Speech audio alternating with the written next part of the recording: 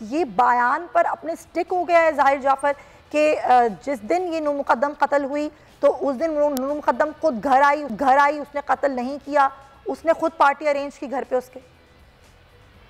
دیکھیں، یہ نور مقدم قتل کیس میں ملزم کا جو آخری بیان ہے وہ ہے، اور جس میں ملزم کو یہ حق دیا جاتا ہے کہ وہ اپنے حق میں کوئی شہادت دے سکتا ہے یا اپنے حق میں بیان دے سکتا ہے.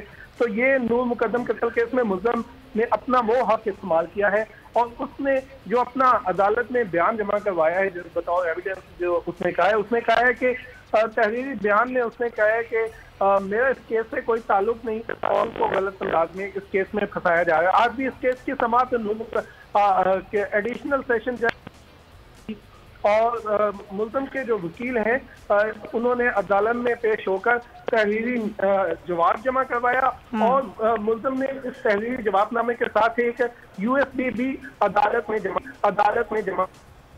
تو اس USB میں کیا ہے، کچھ پتہ چل پایا؟ نہیں مصغر جی نہیں. انہوں نے یہ بتایا کہ اس USB میں ان دونوں کے جو مقتولہ ہیں اور جو ملزم ہے اس کے ریلیشن شپ کے حوالے سے 2 ویڈیوز ہیں، اور جس پر مدعی کے وکیل نثار اصغر نے یہ کہا درخواست کی عدالت سے کہ یہ جو ویڈیو کلپ فراہم کیے گئے ہیں جو عدالت میں جمع کروائے گئے ہیں ان کی کاپی ہمیں بھی فراہم کی جائے.